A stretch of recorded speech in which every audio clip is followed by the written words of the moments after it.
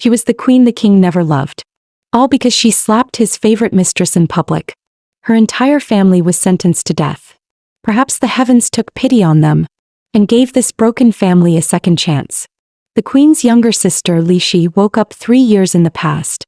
On the very day the two sisters were to choose who would enter the palace to compete for the queen's title. Their father looked at her and asked, "Are you truly doing this of your own will?" Even her sister Nina said, "Weren't you just crying saying you didn't want to be queen? Why the sudden change?" Only Lishi knew the nightmare they had endured in their past life. That day the sky was shrouded in clouds, dark as ink. The executioner's blade gleamed coldly atop the scaffold, like death itself staring down. Her father, though innocent, bowed his head in silence, eyes filled with regret. And beneath the platform the king and his mistress wore cruel, mocking smiles. In this life, reborn from the ashes, Lishi swore to take her sister's place and end the tragedy before it ever began. Before she left, her sister held her hand tightly, tears brimming in her eyes. Their father gave a final plea, "Promise me, you must lose." He couldn't bear to see his daughter thrown into the heart of that treacherous palace. But as Lishi stepped into the royal court, she recognized the path before her. It was the same one her sister had led them down after becoming queen. Just then a voice called out. It was the maid who had once served her sister. The sound instantly brought back one of Lishi's most painful memories. On the day of the execution, that maid had stood firm, crying out her sister's innocence until the very end. As Lishi entered the bedroom, another face flashed through her mind.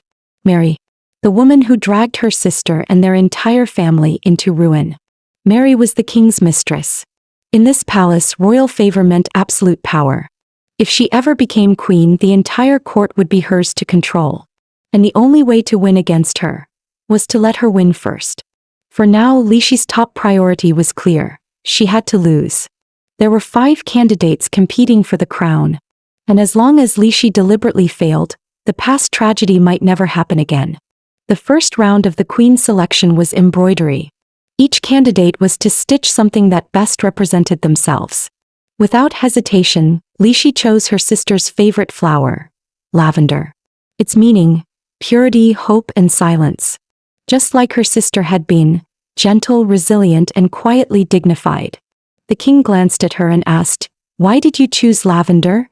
Lishi smiled faintly. "Because I want to bring your majesty a scent of peace like lavender does." But in truth, there was no deeper reason. She had simply thought of her sister and missed her terribly. The second round began. The task? Visit the royal library and answer a research-based question. Not wanting to appear careless, Lishi also wandered in and casually picked up a book. And that's when she ran into her. Mary, the very woman who destroyed her sister and her entire family. There was no hard evidence, but Lishi knew her sister's downfall was no accident. Mary had a hand in it. This round's question was only answered correctly by Miss Teresa. By all logic, Teresa should be the future queen. But when the king announced the next round, Lishi froze. Confusion flooded her mind. Why was the third task suddenly different? The first 2 had matched exactly with her past life. And now, only the third one changed. Why? The new task was to test the candidate's physical condition. Sure, valuing a queen's health made sense on paper. But honestly, did Mary even need to worry? Wasn't this whole competition just for show? In her past life, the king would summon royal physicians over a single cough from Mary. Yet when her sister fell ill, he never once visited. Not even once. Whatever. None of it matters anymore. Tonight, the results will be announced. Whether it's the king's fake smile or this suffocating palace, tonight will be the last time she sees any of it. Just then, the maid Malaria burst in, panic written all over her face. Lishi's heart sank. A terrible feeling crept up her spine. "Congratulations, Miss Lishi. No, I mean, Your Majesty, the new queen." In that moment, Lishi could only laugh bitterly. She had failed, even at losing. But what's done is done. If this is the path forced upon her, then so be it. The next day, her sister Nina arrived at the palace to visit. She never expected her own little sister to actually become the queen. With a teasing grin, she said, "So, do I have to call you Your Majesty now?" Lishi smiled warmly. Queen or not, I'll always be your little sister. Nina raised an eyebrow, clearly curious. Be honest, did His Majesty fall for you at first sight? Lishi burst into laughter at the thought. Come on, sis. Did you forget that rumor everyone in the capital's been talking about? The king already has someone else. Picking me? Probably just a royal mistake. Nina decided to take a quiet walk through the royal garden. But to her surprise, she stumbled upon the king, with his mistress, Mary. All at once she felt breathless. Her chest tightened. Her heart clenched in pain. Tears streamed down her face before she even realized it. Watching their intimacy, why did it hurt so much? Why did it ache so deeply? Why did she hate them this much? Suddenly her body gave out and she collapsed to the ground. Lishi rushed over the moment she heard the news. The king happened to be there as well. Seeing her sister unconscious and unresponsive, Lishi broke down in tears. Her knees gave out beneath her and she collapsed beside her sister. Could it be that just seeing the king triggered this in her? It wasn't until nightfall that Nina finally woke up. Seeing her sister so pale and fragile, Lishi's heart ached deeply. Soon after, the royal wedding took place as scheduled. Under the watchful eyes of the entire court, she and the king were officially wed. But before the ceremony even ended, a chilling voice brushed against her ear. Let me make one thing clear. Don't expect love or favor from me. Play your role as queen quietly, if you value your life. That night, Lishi sat alone on her bed, replaying the king's words from earlier. The more she thought about it, the more absurd it all seemed. Her principle had always been clear. If no one offends me, I won't strike. But if they do, I strike back double. Just then a maid rushed in with news. His Majesty is on his way. Please prepare for the night. But only Lishi knew, there was no point waiting for a man who'd never come. Yet to her surprise, the king actually showed up. He got straight to the point. I have a mistress. I'm sure you've heard. Lishi instantly understood. This was a warning. Stay away from that woman. Without missing a beat, she replied, I never expected your Majesty's love or favor. Unless absolutely necessary, I won't interfere with your personal affairs. Just as the king was thinking Lishi was a smart, sensible woman, she suddenly turned the tables and asked calmly, And what will your Majesty offer me in return? As queen, I've made plenty of compromises. Don't you think I deserve some compensation? The king paused, then gave a faint nod. Lishi didn't hesitate. My condition is simple. Only my child can inherit the throne. The next morning, her personal maid quietly warned, Your Majesty, if you remain out of favor, your position in the palace will become very difficult. And you must be wary of Mary. That woman will stop at nothing to tear you down. But Lishi had already seen death once. She knew exactly how cruel this palace could be, and this time she would never let the tragedy repeat itself. The next day, the king personally informed Lishi that he intended to grant Mary a noble title. Lishi couldn't help but laugh out loud. This wasn't a consultation, it was just a heads up. Even if she said no, the king would do it anyway. That night, sleep evaded her. The thought of Mary kept her restless. Mary, the woman who had dragged her family into ruin. She wasn't breathtakingly beautiful but had a charm all her own. It was no surprise the king was completely under her spell. But she was like a rose with thorns, one so sharp, it endangered every bloom around her. In her past life, it was her sister Nina who had been torn to pieces by those thorns. And if Lishi stayed silent again, this time it would be her. That's why she had to strike first. That day, Lishi visited the royal library to clear her mind. She hadn't expected to run into the king and his darling mistress Mary. Pretending not to notice, she turned to leave. But Mary couldn't resist throwing in a snide remark. Lishi, never one to be outdone, turned sharply and said, Which palace are you from? Who allowed you into this place? The tension was thick, until the king appeared just in time to intervene. He spoke up, This is Mary, the woman I plan to grant a noble title. Of course Lishi already knew. She just wanted to put Mary in her place publicly. As she turned to go, she smiled coolly and said to the king, Your Majesty, if word gets out that you're having a midday tryst with your mistress, it might tarnish that noble reputation of yours. You two should probably stay put in this room. With that she turned and walked away, completely unfazed. She was the queen unloved by the king. But to survive the treacherous palace, Lishi had no choice but to forge alliances and win favor among the nobles. Though she disliked currying favor, she knew isolation would only lead to one outcome: death. So she hosted a grand social gathering. The nobles exchanged polite pleasantries, one line after another. Suddenly someone asked casually, "Strange. I don't see Baroness Mary here today." The room went quiet. Everyone knew Mary was the king's beloved mistress.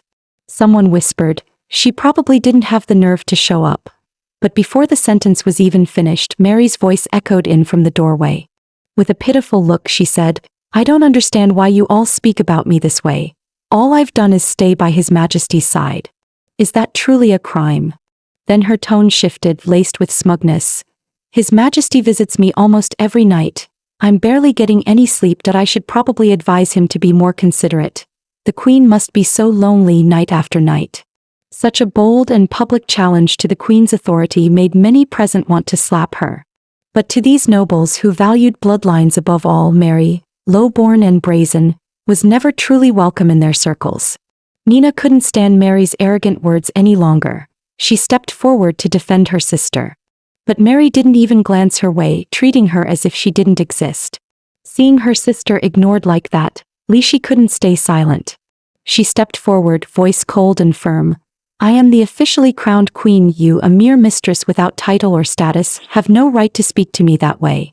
Mary's face turned pale with rage. Back in her chambers, she took her anger out on her maids.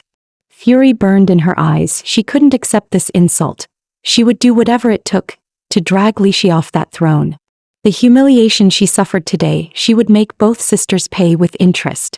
That day, the king, who hadn't shown up in ages, suddenly arrived at the queen's chambers. He informed Lishi that in 1 week, an important delegation from the kingdom of Christa would be visiting, and she would be in charge of hosting them. Due to religious beliefs, Christians revered pigs as sacred symbols. Consuming pork was strictly forbidden. The king warned her seriously, "Be extremely cautious when preparing the banquet. Any mistake could be disastrous." Lishi didn't dare decline, but the pressure was immense. If he failed, not only would her reputation crumble, but that wretched woman Mary would surely seize the chance to bring her down. This time, everything had to be flawless. No room for even a single misstep. Meanwhile, Mary also caught wind of the upcoming visit. "No pork, huh?" She smirked coldly, and a wicked plan quickly formed in her mind. She immediately ordered her maid to snoop around for the queen's banquet menu. Her goal? To use this opportunity to sabotage Lishi's position once and for all. With a satisfied grin, she whispered to herself, "This is going to be fun to watch." That evening, Lishi sat quietly at her desk, writing out the banquet invitations. Her maid glanced at the list and blinked in surprise. "Your Majesty, is this a mistake? Mary's name is on here." After all, Mary was merely the king's mistress. She had no right to attend such a formal diplomatic event. But Lishi simply smiled. "I'm very aware of that. I invited her to watch her embarrass herself. I plan to ask the noble ladies of Christa how they deal with women like her in their country." The maid then asked, "But where's Lady Sophie? Isn't she always by your side for protection?" Lishi replied calmly, "I already suspected Mary would try something underhanded. That's why I ordered Sophie to prepare a large supply of beef ahead of time. Let's see who wins this little game." Meanwhile, Mary received the queen's invitation. One glance was enough. She instantly knew what Lishi was up to. Fuming, she tore the letter to shreds. "So this is her way of reminding me of my place. She thinks I'll be humiliated? Not a chance." She turned to her maid coldly. "Is everything I asked for ready? The queen is about to find out. I'm not someone to mess with." As night fell, the queen made her entrance in full regalia, graceful, poised, and every bit the sovereign she was. It was her first time hosting such a formal diplomatic banquet. One might expect a few missteps. But to everyone's surprise, she handled everything with elegance and precision, earning praise from all present. Nearby, Lady Sophie leaned in and whispered, "Your Majesty, why did you invite Mary? Everyone here is a duchess or marchioness. Mary is just a baroness, and His Majesty's mistress no less." Lishi replied with a calm smile, "I just didn't want to give her an excuse to go crying to the king." But the truth was, Lishi had far more calculated plans in motion. Just then Mary strutted in, dressed to dazzle, seeking every eye in the room. Polite conversation flowed as expected, but beneath the pleasantries, tension simmered. Soon the Christian noblewomen arrived, elegant and observant. The king prepared to assign a translator to assist Lishi, but to his shock, she spoke Christian fluently and effortlessly. He stared at her in disbelief, a flicker of surprise, and something deeper, crossing his face. As the lavish feast was laid out before them, the Christian noblewomen couldn't stop praising it. Such elegance, such attention to detail, they gushed. Your Majesty is truly exceptional. Mary, unable to resist her moment, stepped in with a smirk. This roast looks absolutely divine. Must be made from the finest cut, yes. But the moment she took a bite, her face froze. Her voice caught in her throat. With a pale, stricken expression, she quickly excused herself and staggered out of the hall.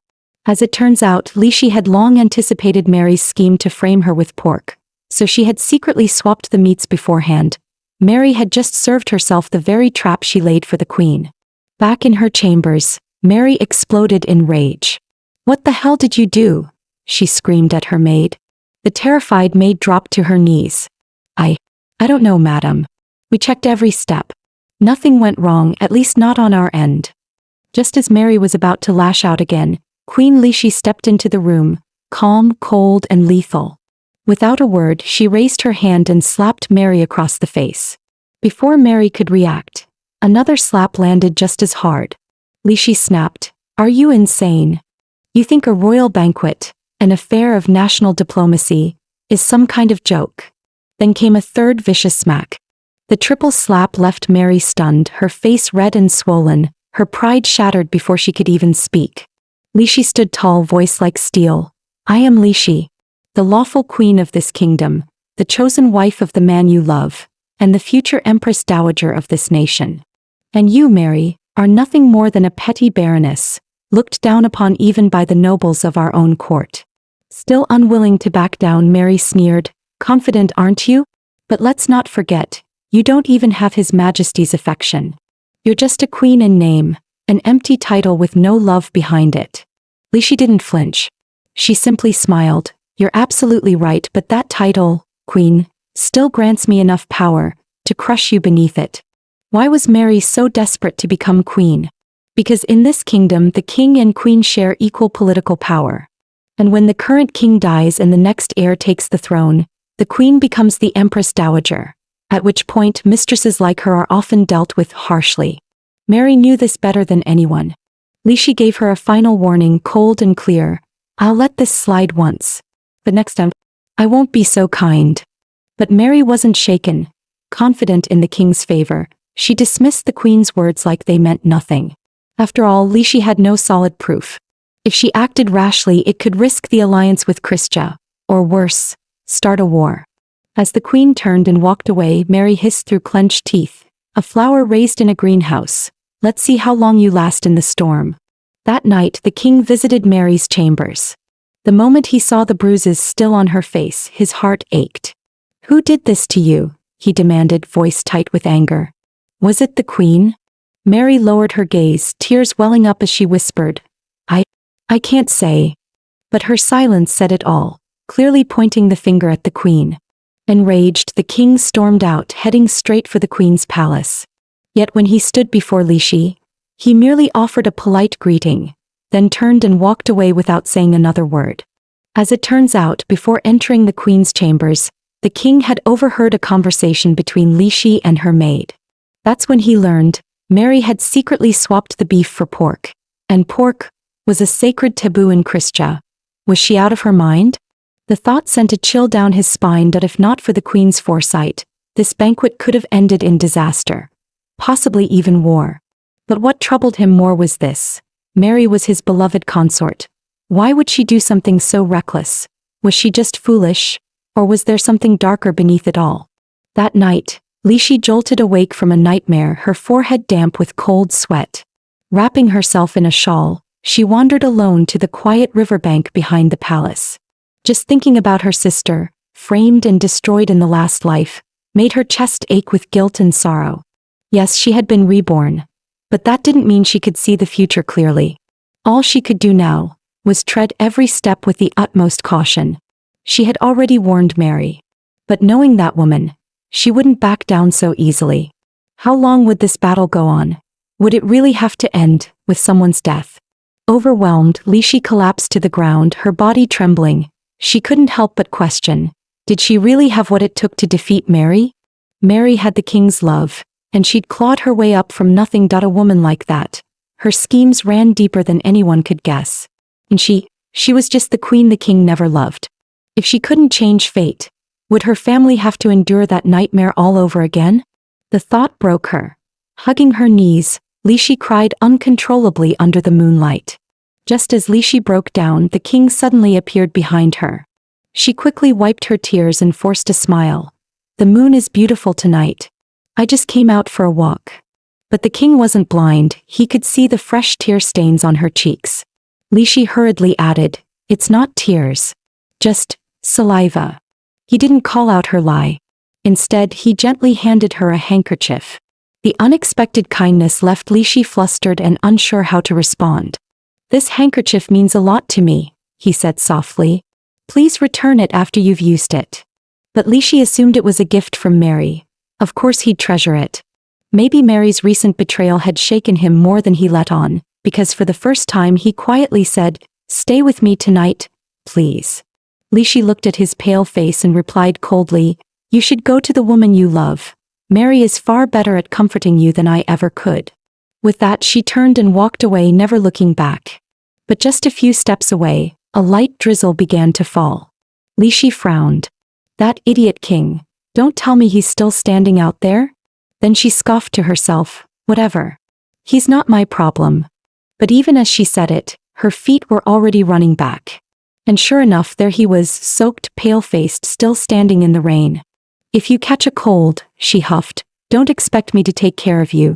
Before he could respond, she grabbed his hand and dragged him straight back to her quarters. Along the way she kept muttering, what is going on with you? You're acting seriously weird. But no matter how many times she asked, the king said nothing. Don't tell me Mary hurt him this badly. Lishi rolled her eyes. What a blockhead. With a sigh, she brought him into her room and called for her maids. Get him dried off. If he gets sick, guess who's stuck dealing with it? The maids exchanged stunned glances. The king, spending the night in the queen's chambers. And sleeping on the sofa. Lishi casually ordered, just put him on the bed. I'll sleep in the room next door. But one maid, clueless as ever, chimed in, Your Majesty, the bed's huge. Why not just sleep beside him? Lishi turned and shot her a glare. You can shut up now. In the early morning, the king woke up with a start, only to realize he was still in the queen's bedchamber. Flustered, he quickly sat up and prepared to leave. But just as he reached the door, he was stopped by Milia, one of the queen's maids. In a soft, respectful tone she said, Your Majesty, I only ask that you spare a little more care for Her Majesty the Queen. I know Mary holds a special place in your heart. The king paused, startled. How could a mere maid know anything about his past with Mary? My late mother told me, Milia said quietly. Could it be? His relationship with Mary had long been known. Was there something more behind it than even he realized? But then he remembered the words he had thrown at the queen on their wedding night. The warning that she should never expect his love. What right did he have to care for her now? And even if he wanted to, he couldn't abandon Mary. Not now. Meanwhile, Mary received a piece of news that made her blood boil. The king had spent the night in the queen's chambers, and her hatred for Lishi deepened even more. Wasn't he supposed to be defending me? She thought. Now they're what? Having secret rendezvous. Eyes blazing with jealousy, Mary stormed out. She had to confront the queen right now. Moments later, she barged into the queen's palace, furious. Lishi didn't even flinch. Shouldn't you be in your own quarters reflecting on your actions? You still have the audacity to come here? Mary snapped back, smug and defiant. Reflect? Why should I? The king dotes on me. She sneered. Even as queen, you have to walk on eggshells. That throne doesn't protect you. Lishi simply stared at her. Done with the theatrics. She just wanted this lunatic gone. If you've got something to say, she said flatly, say it now. Mary growled. Were you with the king last night? Lishi raised an eyebrow and answered coldly. Isn't a king being with his queen the normal thing? What's not normal is you. Realizing she couldn't win with words, Mary abruptly changed tactics. Oh? Don't tell me, you've fallen for His Majesty? Li Shi smirked, her tone laced with mockery. What's the matter? Afraid I might steal the only scrap of affection you still cling to? The words struck straight into Mary's deepest insecurity. Humiliated and furious, Mary lunged forward, ready to fight. But Sophie, the Queen's knight, stepped in and stopped her cold. Li Shi stood tall, her gaze sharp as ice. My patience has limits. Do you need me to remind you, with another round of slaps like yesterday? Shaking with rage but unable to retaliate, Mary could only storm off and slam the door behind her. The next morning, the king arrived to personally bid farewell to the Christian delegation. Courteous exchanges flowed smoothly between both parties. Moments later, Queen Li Shi appeared as well. The king blinked in surprise. She came too? Calmly, Li Shi spoke. As queen, it is my duty to see off our esteemed guests. But if your majesty finds my presence unpleasant, I'll take my leave. One simple line, and the king was completely speechless. Just then, the Christian ladies approached, graciously thanking Li Shi for the splendid banquet she had hosted. Your majesties truly are a perfect match, one said. A couple destined by the heavens, beauty and brilliance combined. The queen responded with a faint smile. The king, however, looked slightly uncomfortable. And from a distance, Mary saw it all, her jaw clenched, fury burning in her eyes. Watching the two of them together, something felt off. No, something was changing. She couldn't explain it, but her gut, her woman's intuition, screamed one thing: the queen was becoming a threat. That day, Nina came to the palace to visit her sister, Li Shi. She praised her endlessly for how gracefully she handled the Christian noblewomen. You were amazing, Nina beamed. Truly worthy of the crown. But suddenly Li Shi's expression darkened. Nina immediately noticed something was wrong. What is it? Did something happen? Li Shi hesitated. She didn't want her sister to worry. Should she really tell her about Mary's attempt to sabotage the banquet? But Nina gently grabbed her hand. We're sisters. What could possibly be too serious to share with me? After hearing the full story, Nina's face paled in disbelief. Has that woman lost her mind? How could she dare to pull something so outrageous? Li Shi gave a calm reply. I've already warned her. Next time, she won't get off so easily. As she spoke, a cold glint flashed in her eyes. Sharp, dangerous. Nina stared at her in silence. She had never seen her little sister wear such an expression before. As it turned out, Nina had come to the palace with another purpose. She wanted to stay, and become one of Li Shi's personal maids. Li Shi was stunned. You? But you didn't even want to be a candidate for queen. Why now? Nina looked down, her voice soft. That day, in the garden, I saw the king with Mary. She suddenly collapsed in his arms. Since then I realized, this palace is far more dangerous than we thought. That's why I've made up my mind. I'm staying. I won't leave you alone in a place like this. Soon, Nina began getting familiar with her duties as the queen's attendant. Just then, the ever-energetic knight Sophie burst in with exciting news. There's going to be a royal hunting competition soon, and the prize is 100 million gold coins. She turned to Li Shi with a hopeful look. You should enter, Your Majesty. It might boost your standing at court. But Li Shi hesitated. Was it worth the risk? Or would it be safer to stay out of it? She turned to her sister for advice. Without pause, Nina replied, You should join. Don't let Mary steal the spotlight again. Besides, very few queens in history ever learned archery. This is your chance to stand out. Meanwhile, Mary had already caught wind of the queen's plan to enter the competition. A cold smile curled on her lips. A new scheme was quietly taking shape in her mind. That day, the queen donned her riding gear, hoping to get in some practice before the tournament. Running her hand along the fabric, she muttered, I haven't worn this in 3 or 4 years. Nina, standing nearby, quickly corrected her. What are you talking about? It's barely been a year. Li Shi froze for a split second before hastily correcting herself. Ah, right, I meant it feels like years. She mentally scolded herself. Careful. You almost forgot you're living your second life. She chose a calm, gentle horse and made her way toward the royal forest behind the palace. Alone among the trees, she began practicing mounted archery. After a while, she paused to take a break. But out of nowhere the horse snapped and bit her hand. Blood spilled instantly. Just then a figure emerged in the distance. It was the king. He had heard her cry out. She had only come out here to clear her head. And yet, here he was again. They'd been crossing paths a lot lately, and she was starting to feel like that couldn't be a good sign. The king's eyes immediately caught the sight of the blood on Lixi's hand. Alarmed, he rushed over without hesitation. But Lixi instinctively stepped back, flustered. "It's nothing. Just a small bite," she lied, trying to hide her discomfort. The king frowned. "Nothing? You call that nothing?" Blood was already dripping. How could she pretend it wasn't serious? Without another word, he gently but firmly took her hand in his and began to stop the bleeding. The handkerchief he used was quickly stained red, and that handkerchief was something he held dear. Lixi lowered her gaze and whispered, "Thank you, Your Majesty. I'll clean this and return it to you. I promise." Just then a light rain began to fall from the sky. The two of them took shelter under a large tree nearby. The silence between them grew heavy, awkward. They made small talk, neither knowing what else to say. Then the king broke the silence.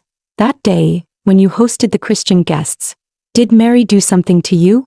Lixi was caught off guard. "Do you want the comforting version, or the truth?" She told him everything, but when she finished the king said nothing.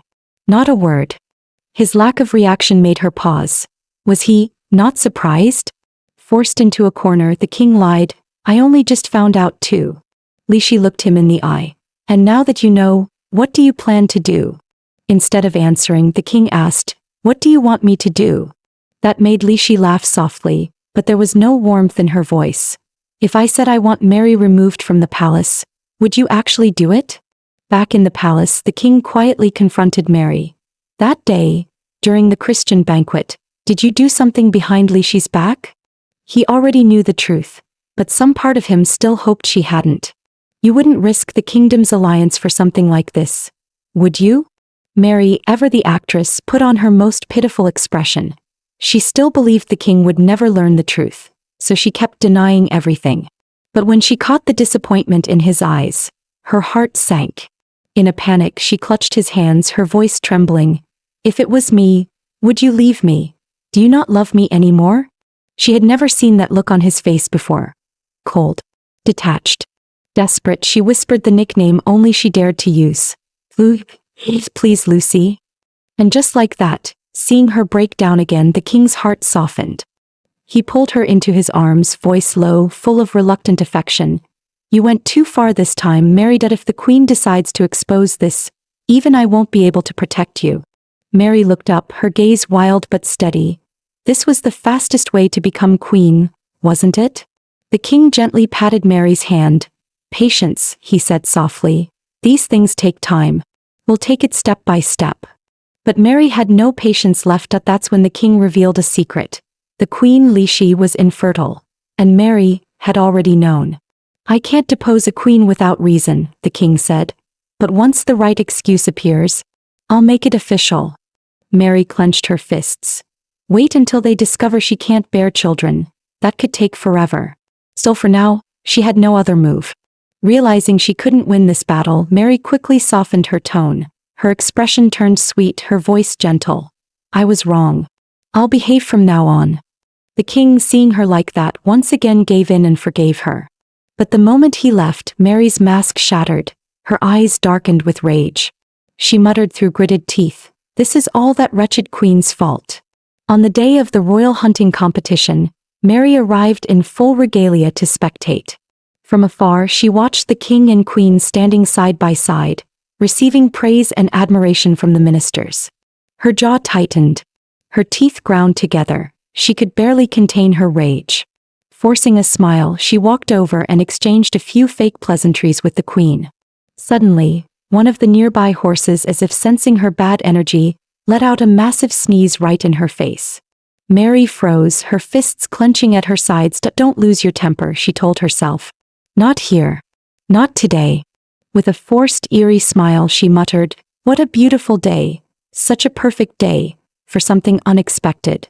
With the sound of the horn, the royal hunting competition officially began. To give her knight Sophie a fair chance to compete, The queen chose to ride into the forest alone. Bow in hand, she ventured deeper into the woods. By pure chance or fate, she ran into the king once again. But before either of them could speak, a strange rustling echoed from the trees ahead. The king instantly stepped in front of Li Shi, sword hand twitching. "Stay close," he warned. Li Shi whispered, "We're too far from camp. Let's head back." Suddenly the king drew his great sword and swung it, straight at her. Her heart nearly stopped. For a moment she thought he had turned on her. But the blade wasn't meant for her. It slashed an arrow out of midair, one aimed straight for her chest. In the next breath, masked assassins emerged from the shadows, blades drawn. But the king, a warrior hardened by war, moved with deadly precision. Within seconds, every assassin lay dead at his feet. Deep down, Li Shi was thankful. If the king hadn't been there, she'd already be dead. But just as that thought passed, another arrow tore through the air, aimed directly at her. And once again the king moved without hesitation, throwing himself in front of her to take the hit. Li Shi stood frozen, shocked to her core. As she saw him bleeding, barely staying on his feet, panic swelled in her chest. But she clenched her jaw, forcing herself to think. Now wasn't the time to break down. She grabbed the king and dragged him through the woods, searching for an escape. But ahead of them was a sheer cliff. They were trapped. Behind her the king collapsed, unconscious, bleeding. Li Shi turned to the masked assassin, desperation in her voice. "If I'm going to die, at least tell me, who sent you?" The assassin smirked coldly. "Mary. That woman must truly hate you. I've been in this business for years, but I've never seen that much gold just to kill one queen." Li Shi's eyes widened. She had suspected Mary, but she never imagined she'd actually try to kill her. Just before the jump, Li Shi looked back at the white horse that had carried her so far. "Please," she said quietly to the assassin, "spare the horse." The assassin sneered. "Still so kind even with your life on the line? Worried about a damn animal?" But Li Shi didn't answer. She simply pulled the unconscious king into her arms and jumped. She wasn't going to give up. Not without fighting for every last chance to survive. As the wind howled past her ears, she realized it. She should have never shown mercy to Mary. She thought a warning would be enough. But how could a rabid dog change its nature? She was kind, restrained. But had Mary ever shown her the same in return? By some miracle they survived the fall. And in that moment Li Shi finally understood her place. If she kept holding back, death would return for her again. No more high morals. No more mercy. If she didn't fight, Mary would kill her without hesitation. Because in this world of predators and prey, only the one who survives earns the right to rule. Thinking fast, Li Shi tore off the king's bloodied outer cloak and tossed it into the river. If the assassins saw it downstream, maybe they'd think the bodies had washed away and stopped chasing. But right now they had to get moving, and the king was still unconscious.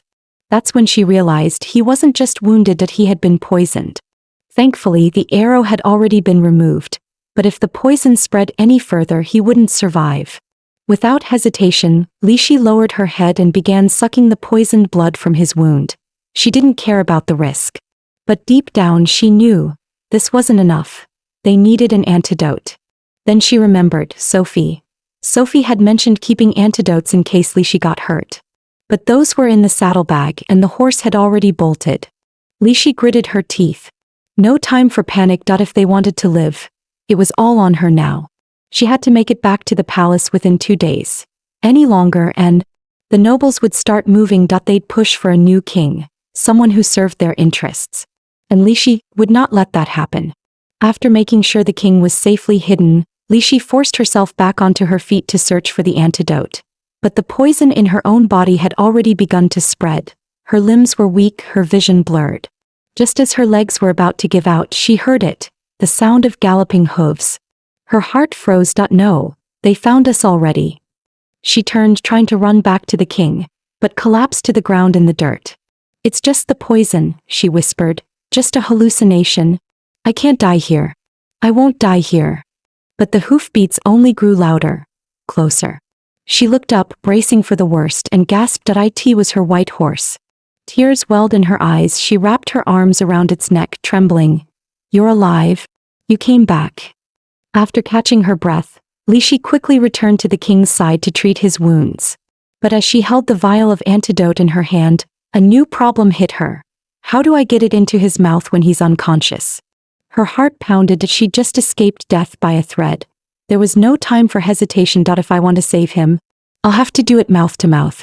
She leaned in slowly, but just before their lips touched, her mind flashed back. To that moment, he stepped in front of her. Took an arrow. Saved her life. Why? Was it just his chivalrous instinct as a king? Or had something changed? Had he finally realized that she was his wife, the queen he should have protected from the start? Her thoughts swirled. So many questions, no answers. Why did he save me? By morning, the king finally opened his eyes. After checking his wounds, Lishi helped him onto the horse. They began their journey back to the palace. Along the way, Lishi told him everything, every detail of what had happened while he was unconscious. Then she turned to him, calm but firm. Your Majesty, do you really not know who sent those assassins? The king looked down. He knew. Of course he knew, but he still couldn't bring himself to say her name. Lishi continued, I understand. What you and Mary have isn't just love, and I promised I wouldn't interfere. But now that she struck first, I have no choice but to fight back. The king remained silent, but Lishi could see it. He was hurting. And yet her voice stayed cold. This time I won't let it go. If Mary isn't the one to die, then it'll be me and my entire family. Just as they approached the palace gates, the king suddenly collapsed, falling from his horse. Lishi's heart clenched. Without hesitation, she urged her horse forward, racing him back to the palace for help. Meanwhile, Mary, waiting anxiously at the gates, was hit with a devastating truth. The assassination had failed. And even more shocking, it was the king who was wounded. Her eyes widened in disbelief. But the assassin brought back the queen's bloodied cloak, she whispered. That's when Lishi arrived, her eyes locked straight on Mary. She dismounted, voice cold. Mary, what are you doing here? Mary instantly put on her well-rehearsed concern. I heard His Majesty had returned. I came to welcome him back. Lishi scoffed. Welcome? No, you just wanted to see if I was dead. Mary froze, caught off guard for a second. Her mask slipped. Why, Your Majesty? What a strange joke to make. Standing before the palace gates, Lishi addressed the gathered nobles and citizens, recounting everything that had happened. When His Majesty and I were pushed to the brink of death, the assassin believed we wouldn't survive, and confessed the identity of their employer, the king's consort. A wave of murmurs rippled through the crowd. The nobles were visibly shaken, exchanging stunned glances. But Lishi's voice cut through the noise like steel. With His Majesty unconscious by royal law, the authority to govern now falls to me, Lishi, queen of this realm. She turned to Duke Rennie, her tone sharp and commanding. Duke, tell me, what is the punishment for attempting to assassinate the king and queen? Mary stood frozen among the onlookers, panic rising in her chest. No. They told her. The assassins confessed. Duke Rennie didn't hesitate. By law, any who attempt to harm the king or royal family regardless of rank, are to be executed publicly. A faint smile flickered in Lishi's eyes. That punishment suited her perfectly. But she knew the truth. Executing Mary wouldn't be easy. She had no solid proof. Only she and the unconscious king knew what really happened. And to everyone else, it would seem like nothing more than a jealous queen lashing out. So she took the first step. Mary is to be arrested immediately, she ordered. Let the truth come later. But right now, I won't give her a single chance to destroy the evidence. Back in the royal chambers, Nina took one look at her sister's battered appearance, and her heart ached with worry. But she didn't ask a single question. She simply said, "You should rest," and quietly left. Yet the moment she stepped outside the door, her knees gave out. She collapsed against the wall, tears silently streaming down her face. The next morning, Queen Lishi officially stepped in to handle the affairs of the kingdom in the king's stead. She was greeted by the kingdom's 3 chief ministers, the royal triumvirate entrusted with balancing state power. Their nation's founders had long understood, power corrupts. And so they had built a system of 3 ministers, each checking the others, to prevent tyranny, even from the king himself. It was undeniably a wise design. After the meeting, Lishi's knight Sophie arrived in haste. Her face was heavy with guilt. "Your Majesty, the ambush during the hunt, it was my fault. I should have never let you go alone. But Li Shi simply smiled and shook her head. It wasn't your fault. Don't carry the blame. After everything that had happened, Sophie finally realized. The queen's life was surrounded by danger at every turn. In her heart she made a silent vow. No matter what came next, she would never again let Her Majesty face danger alone. Even if it cost her life, she would protect her. That evening the queen turned to her, her eyes cold and resolute. Sophie, I need your help that I'm going to uncover the truth, and I will personally expose Mary's crimes. She wouldn't rely on others this time. She would investigate herself. Step by step, Li Shi descended the cold stone stairs into the dungeon. Her mind flashed back to the day she had warned Mary. Was I too merciful? Is that why she ignored my threats? Perhaps mercy had its place, in a different time. But now she finally understood. Mercy in times like these was nothing but a foolish luxury. When questioned by the queen, Mary kept her innocent act, eyes wide and voice trembling. I didn't do anything. I swear I'm innocent. She knew exactly what she was doing. Even if the queen suspected her, without solid proof she couldn't be convicted. As long as she kept denying everything, there was nothing Li Shi could legally do. But then the queen leaned in, voice calm and cold. And what if someone already confessed? Mary's face twitched. A flicker of panic broke through her calm. She suddenly remembered. Her personal maid was locked in the next cell. Mary snapped. Are you trying to force a confession, Your Majesty? Li Shi smirked darkly. Oh, I don't need to force anything. I just have to solve this before His Majesty wakes up. And when he does, the woman who tried to kill him will already be dead. Even if she was innocent, he'd never know. But Mary didn't flinch. She raised her chin defiantly. I'm already in a cell. What more can you do to me? Then she added with venom, you're just jealous, aren't you? The king favors me, and now that he's unconscious, you're using it as an excuse to eliminate me. She didn't even finish her sentence. Slap? Li Shi's hand flew across her face. Watch your mouth, the queen snapped. You're a prisoner and you think you can talk back to me? Getting nothing useful from Mary, Li Shi stormed out of the dungeon, frustration boiling. Her mind kept circling one question. Because of Mary's actions, the king was still unconscious. Did she even feel guilty? Did she ever truly love him? But there was another problem brewing. Among the king's 3 chief ministers, Duke Rennie had become increasingly oppositional. During court, when Li Shi declared that Mary's crimes would be thoroughly investigated, Rennie stood and calmly asked, and if Lady Mary turns out to be innocent, Your Majesty, what then? The question sent a chill down Li Shi's spine. Now she was certain. Duke Rennie wasn't just doubtful that he was involved. She stared him down, her voice sharp as steel. So you think I would harm the king, my husband, just to get rid of a royal consort? Or worse? Are you suggesting I'm the mastermind? The court went dead silent. Rennie said nothing. He couldn't.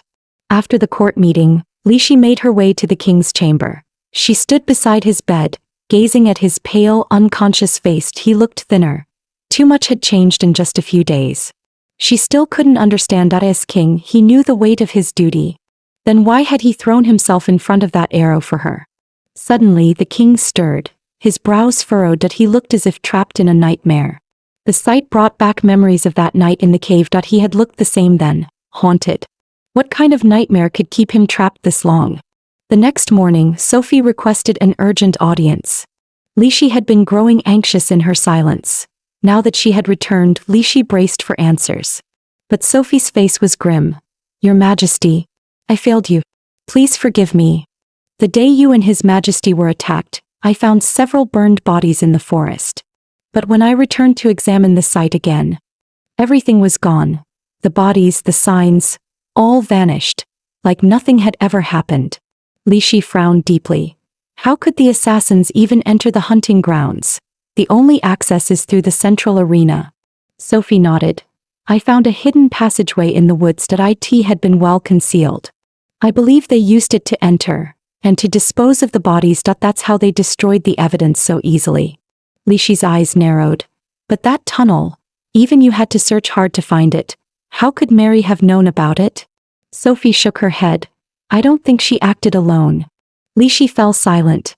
This wasn't just about Mary anymore. This was something far deeper. For days, the queen had relentlessly pursued the investigation, combing through details, questioning every lead. Yet still, no solid evidence. And the nobles? All they offered were troubled expressions and evasive glances. Throughout the entire council meeting, Lishi stood alone in her resolve to expose Mary. Then a single voice chilled the room. Duke Rennie, the man who had opposed her at every turn. Your Majesty, he said calmly, are you not being a bit obsessive? Why focus solely on Lady Mary? Why not consider questioning someone else? That was it. Another subtle defense. Another calculated jab. Lishi's suspicion deepened. This wasn't mere politics. There was something more between Rennie and Mary. Meanwhile, the annual founding day was approaching. A grand event the palace hosted every year. With preparations piling up, Lishi realized she couldn't manage it all alone. She appealed to the council for support. Just as she expected silence, Duke Rennie stepped forward. If Her Majesty is willing, I would be honored to assist with the festivities. Lishi was stunned at he, of all people, always opposing her and now, offering help. What is he planning? Why now? Suddenly, a palace guard rushed in with urgent news. Duke Rennie's expression turned tense. Had Mary confessed? But when the guard announced, His Majesty has awakened, Rennie exhaled quietly, his nerves easing. Lishi didn't wait a second, she rushed to the king's bedchamber. When she saw his pale, gaunt face, her heart clenched with a strange ache. She stood at his bedside, unsure of what to say. Should she reassure him that the kingdom was stable, or tell him the truth, that the assassin hadn't been caught? But then the king spoke first. You've lost weight, he murmured. Thank you, for everything. That was it. Those simple words pierced something deep in Lishi. Her emotions, buried and suppressed for days, came crashing to the surface. It felt like something inside her had quietly shifted, and she didn't know when or how. She finally blurted out, You were reckless. You're the king. How could you throw yourself in front of an arrow like that? Did you even think of the consequences? The king stared at her, completely baffled. I took that arrow for you, and you're angry at me? Their voices rose, back and forth, frustration mounting. The king looked genuinely hurt. How could you yell at the man who saved your life? Because I was worried about you, she snapped. That silenced them both. Lishi froze, because even she didn't understand why she was really angry. After a long pause, the king finally broke the silence. Did you catch the one responsible? And then, though he already knew the answer, he asked anyway, Is Mary among the suspects? Deep down, he wanted to stop Lishi from punishing Mary. But as king, he knew all too well. True power had limits. Too many eyes were watching, and this time Mary would not escape punishment. Lishi's expression remained cold, but in her mind an image resurfaced. Her sister's final moments, bloody, broken, betrayed. Her voice was quiet but sharp as a blade. Then tell me, can I sentence Mary to death? The king flinched, like he'd been struck across the chest. He lowered his head, voice filled with desperation. Please, spare her. But Lishi only scoffed. She conspired to kill the king. Even your favorite consort cannot be exempt.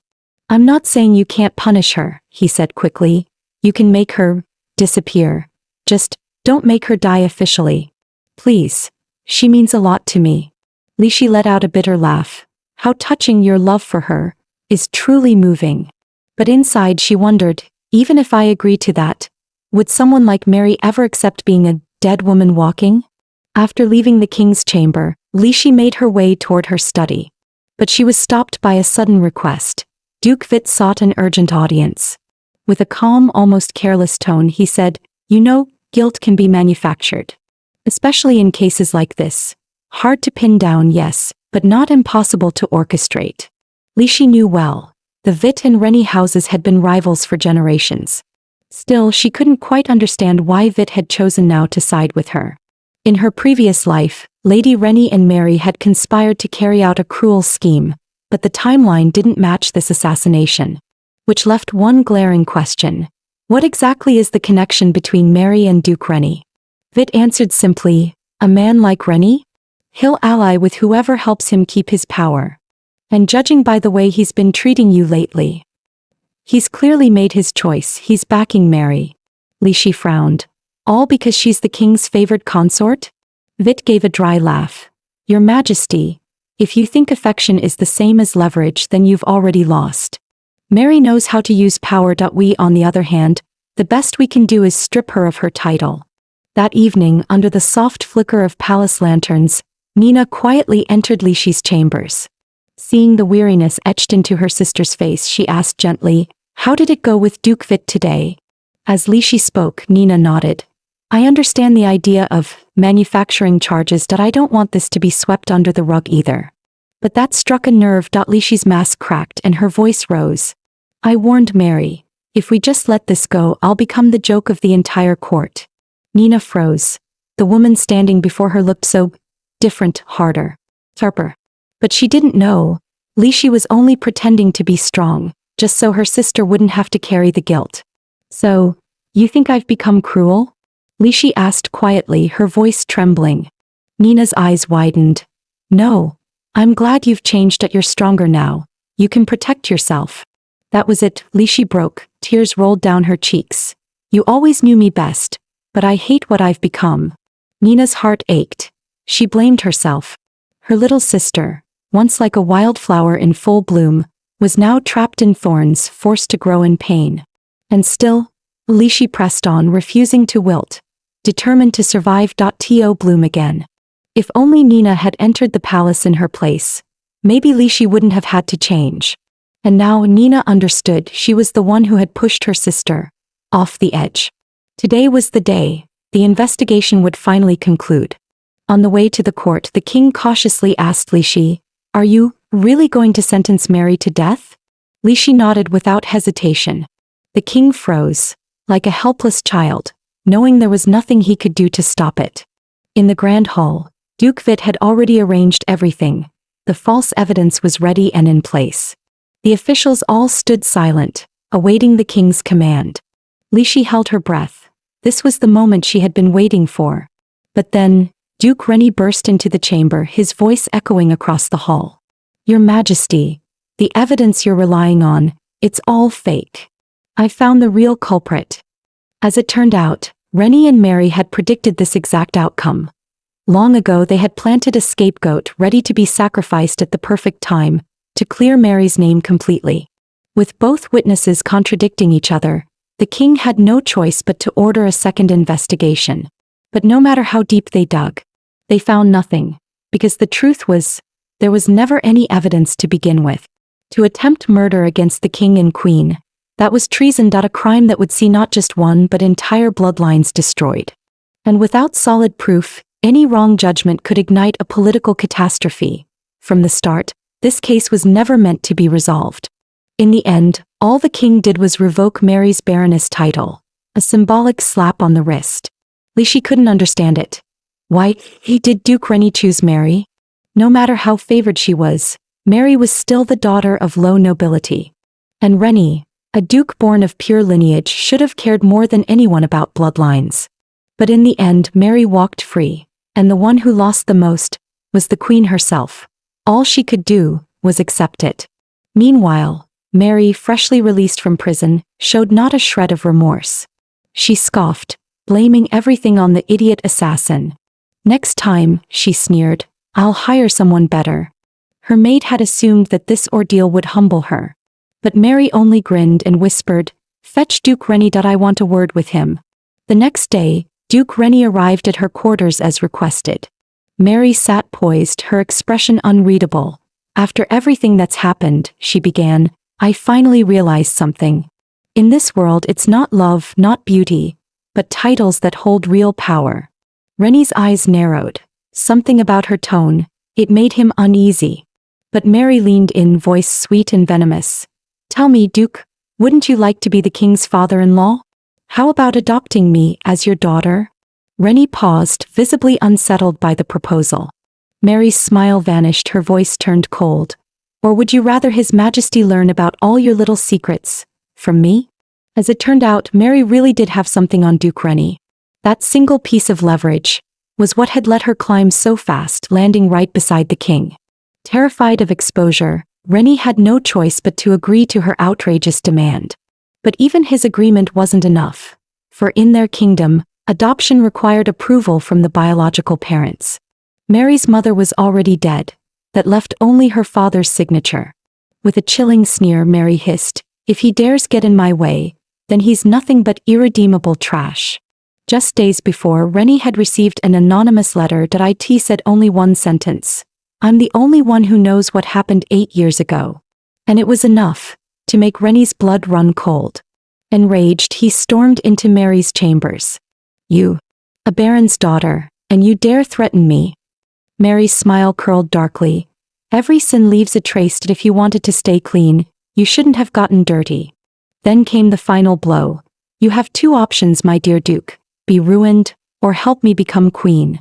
That day Mary came to the king with her usual charm, throwing herself into his arms and pouting, "Your Majesty, why haven't you come to see me?"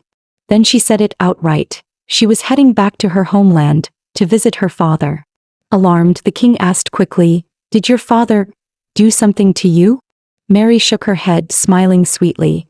"No, silly. Duke Rennie has adopted me. I'm no longer just a baron's daughter."